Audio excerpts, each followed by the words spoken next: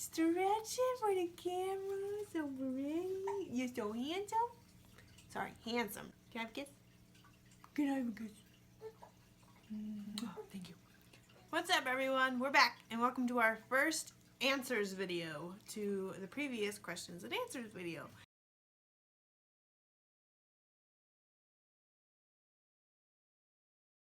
I asked you guys to ask questions, and boy, did you ask questions. I've had to go through so many questions. I tried to narrow it down to, the ones that seemed to be asked the most. I really tried to read them all, and I'm going to do my best to answer most of them today. So, first question I'm going to answer is, how did you learn so much about parrots? I grew up with parrots. My mom would rescue and adopt parrots growing up. I've always been interested in them. I've always loved them. I think they're amazing. You know, their intelligence, their ability to mimic and speak and learn is just, it outsounds me. So I've always had an interest in parrots, and I've always loved them and wanted to adopt and rescue them myself. And basically, you learn from experience. And I've spent a lot of time on the internet. I've asked around. I've talked to vets. You learn from researching, and you learn from doing. You know, having Gotcha and having to learn from him has helped me a lot in helping other parrot owners, that are newer, that have questions and that sort of thing. I've learned a lot through this guy because he was a lot of work in the beginning, and I never wanted to give up, but I'll admit that it was hard, and I spent a lot of nights crying myself to sleep because it was so difficult. But I would do it all over again because the bond and relationship that we have now is, it's pretty awesome. So he's my baby. What time does Gotcha usually wake you up, or does he let you wake up on your own first? Both birds sleep really well. So typically, they go to bed between 9 and 10 every day. Sometimes on the weekends I'll let them stay up until 10 just because, we're up that late. But they go to bed then, and they're quiet all through the night. They don't wake up. Comfortable birds will sleep through the night. They both wake up usually between 8 and 9. I try to wake them up. Birds that sleep longer, that have that quiet, dark time throughout the night, are healthier and happier birds. Birds need at least 10 to 12 hours of sleep every day. You'll notice that if they get more sleep, they'll probably behave a little bit better. And they'll be a little bit happier and less, moody. Would you adopt another bird if the opportunity arose? Not now, honestly, because I have so much on my plate already with Oliver and with both birds and the dogs, that if I adopted another parrot that, really needed help, it would suffer.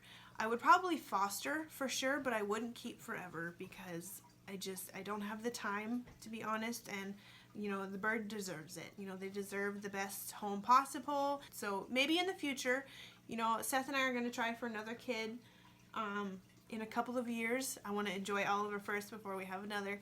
But, when the kids are grown up and gone, and, I would love to adopt another bird that needs help. So absolutely in the future, but right now, no. Do you think Gotcha really understands the words he says, like when he strings several words together? Terry, I do. Because you'll notice in some videos he's actually saying things that pertain to the situation. Not all the time, because cockatoos like to babble, and he definitely does a lot of cockatoo babble. But I do think that a lot of the things he says pertain to what's actually going on around him. So they're smart. They know, and that they try to communicate. And if they can't communicate through words, then they're going to communicate through their body language, which is another thing that's really important to understand and to read and to learn about your parrot, because you can avoid a bite that way. They'll tell you what they want. You've just got to learn to read it. Do Gotcha and Letty ever fight? I don't let them interact. I don't let them close enough to fight. But in the past, both of them have been on the floor at the same time. Letty typically likes to stay in her cage. She's more comfortable and she feels safer up there. Whereas Gotcha, as you've seen, the floor is his. So he was on the floor, Letty got on the floor, and Letty went straight after Gotcha. pulled out a couple of his feathers, but thankfully Gotcha didn't freak out at her. He just turned around and screamed in her face, scared her so bad she would run back to her cage. Scared the crap out of me, you know, because I'm sitting on the couch and I hear this, you know, and wings flapping, and Letty goes running back to her cage. But Gotcha was okay. He just lost a couple of feathers, and thankfully, you know, he didn't attack her, you know, because he could kill her instantly.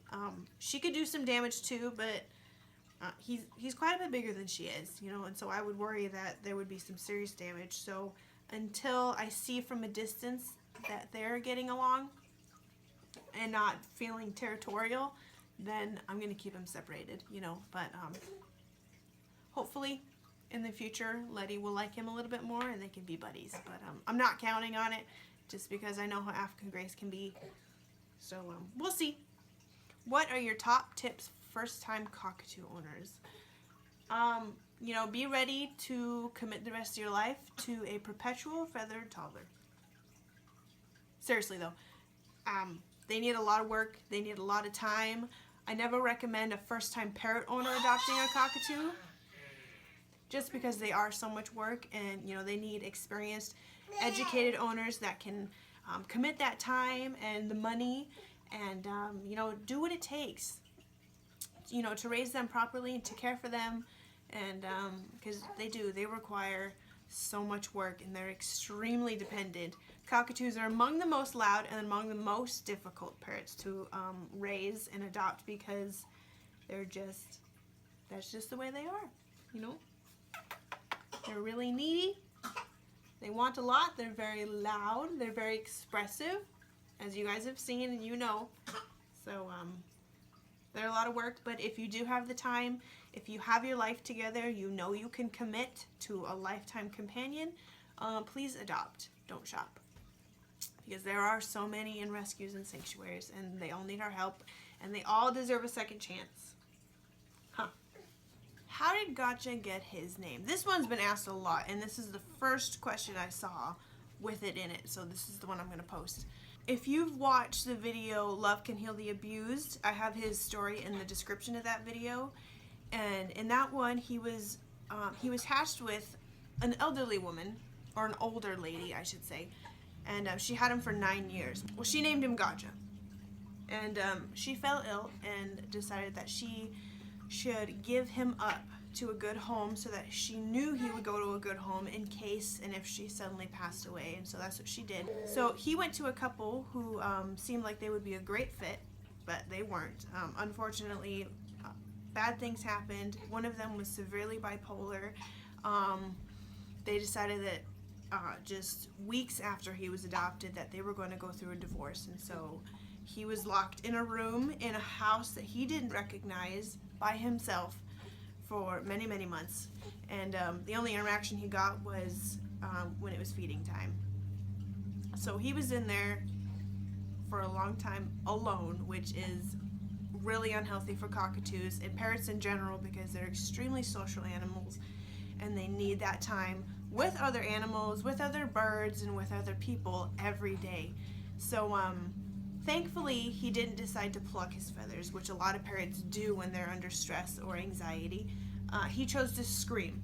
So that was one of the problems that we had when I adopted him, was he screamed like no other for attention, just because he wanted to, when he didn't get what he wanted. So he had had enough, and when they came to visit, he would attack them. You know, he was upset, he was stressed. When he was attacking them, they would abuse him and hit him, and he was terrorized with sticks to get him to stop screaming. And yeah, and there was just one incident where he was smacked so hard that it sent him across the room, and that was seen by a witness. And so when they saw that one, a longtime family friend of mine, of my family's, was called, and she went and picked him up. And then he found my home. And here he'll be forever, and he's no longer abused. He's not terrorized with sticks. We've done a lot of stuff together, and I'll have him 2 years in November. So in just this short time, we've built this awesome relationship, and he's a much happier bird.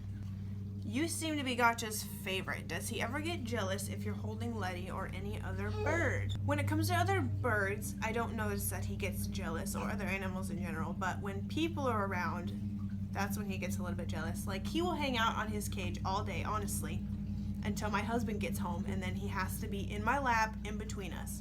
The relationship he has with my husband is definitely not a relationship at all. It's more of just a acquaintance, I suppose, and he's got to put up with him because they live under the same house. And I want to say that that's a male dominant thing. Gotcha used to go after Seth every chance he could. He would chase him on the floor.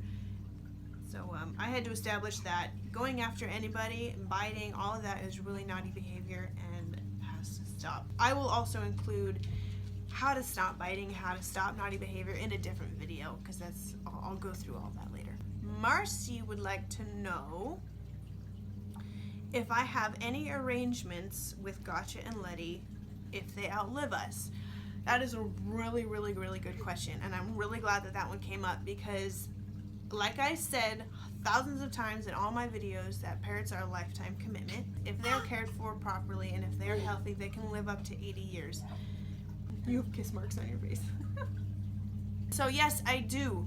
I have a plan A and I have a plan B for if they outlive us, and they need to be in your will, like she says here, because you know, if they're not and you suddenly die, something happens to you, what's going to happen to them? You know, they're going to get sent to a rescue or sanctuary, or they're going to be left somewhere, which has happened way too many times. You know, they're left in a house, the family doesn't want to deal with them, they just get rid of them to whomever they please.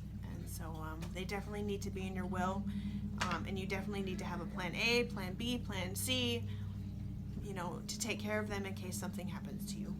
Yes, yes. It's Letty's turn. I was wondering where you got them both. Since I already answered Gotcha's, I'm going to answer Letty's this time. She came from a family who, she wasn't mistreated, you know, she wasn't abandoned or neglected, but that family didn't have time for her anymore. And they thought it best that she go to somebody, to a home that can give her what she needs, give her the time she needs, and, you know, the love. But she was never mistreated. She's just a sassy lady. Aren't you? Yeah. Aren't you? How will your lives change when Ollie gets old enough to potentially have more contact with them? I got you. I'll definitely be on my toes a lot more, that's for sure. You know, he's already crawling around the house, you know, trying to get into Gotcha's things and Letty's things. So all I'm going to do is basically corral the living room off. You know, he can have that whole area to himself and play, and I'm just going to have to, you know, be on my toes more. Has Letty ever been in your car, and can you show us your car? She's been in my car lots of times.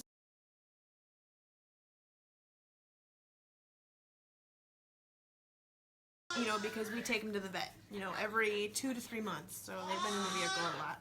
It's a good one. Do they ever chew on the walls, cords, or otherwise destroy? She would so much rather hang out in her cage than hang out with me right now. Do they ever chew on the walls?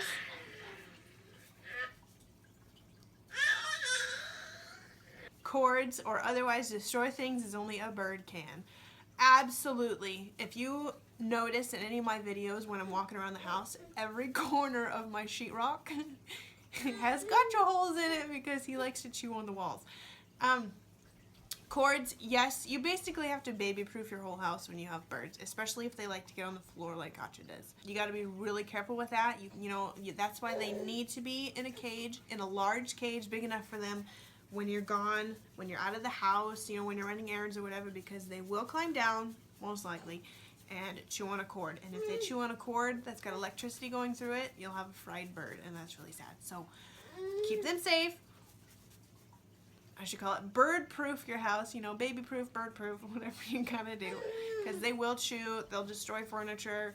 It's a part of parrot ownership, you know, and it's something you gotta deal with. It is what it is. Oh yes, I needed that. Thank you.